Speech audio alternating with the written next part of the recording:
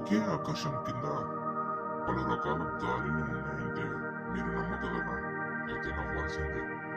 ప్రపంచవ్యాప్తంగా green peas అనే సంస్థ వాయు నాణ్యతను క్యాలిక్యులేషన్ చేసి ప్రతి దేశానికి రిపోర్ట్ ఇచ్చిందన్నమాట.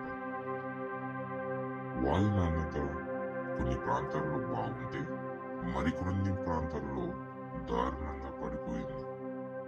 వాయు కాలుష్యానికి గురై ప్రతి సంవత్సరం 90 లక్షల మంది అర్థాంతరంగా మరణిస్తున్నారు.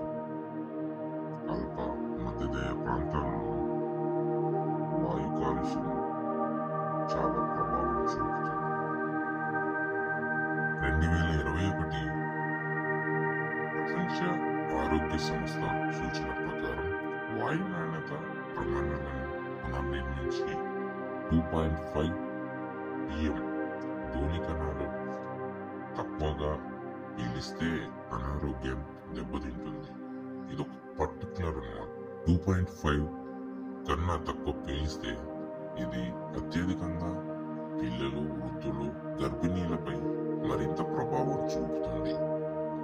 ఇందుకు గాను చాలా మంది అనారోగ్యం బారిన పడుతున్నారు.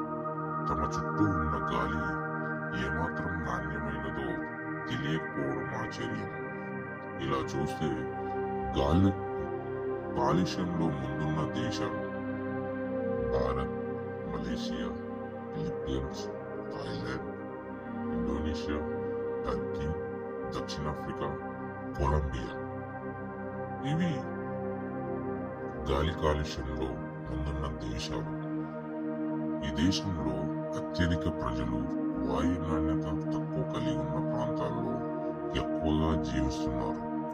ప్రపంచ ఆరోగ్య సంస్థ చెప్తుంది ఏంటంటే ఈ దేశాల అన్నిటికంటే 5 రెట్లు ఎక్కువ కాలుష్యంతో అగ్రస్థానంలో నిలిచి ఉన్నది భారత్. తర్వాత దేశాలు టర్కీ, థాయిలాండ్, దక్షిణాఫ్రికా కలిగి ఉన్నాయి. ప్రపంచ ఆరోగ్య సంస్థ చెప్పేది ఏంటంటే అట్లీస్ట్ 25 కిలోమీటర్ల లోపు ఒక వాయు నాణ్యత పర్యవేక్షణ కేంద్రం ఉండాలి. ఈ మేర మన దేశంలో నివాసిత ప్రాంతాల్లో 25 కిలోమీటర్ల లోపు వాయు నాణ్యత పర్యవేక్షణ కేంద్రాలు లేకపోవడం గమనార్హం. భారతదేశంలో 56% జనాభా అత్యంత కాలుష్యం ఉన్న ప్రాంతాల్లో నివసిస్తున్నారు. ముఖ్యంగా చూస్తున్నట్టయితే గర్భిణీలు 62% కాలుష్యానికి గురవుతున్నారు. జాతీయ రాజధాని అయిన ఢిల్లీ చెండుగిల్ల మాత్రమే 90% జనాభాకు 5 కిలోమీటర్ల లోపు ఒక కేంద్రం అందుబాటులో ఉంది. ఈ వాయు కాలుష్యానికి అత్యధికంగా గురయ్యేవారు పిల్లలు, వృద్ధులు, గర్భిణీలు. ఈ వాయు కాలుష్యానికి గురవ్వడం వల్ల వచ్చే వ్యాధులు గుండె కవటాలు దెబ్బతినడం, ఆస్తమా రావడం, శ్వాసకోశ వ్యాధులు రావడం.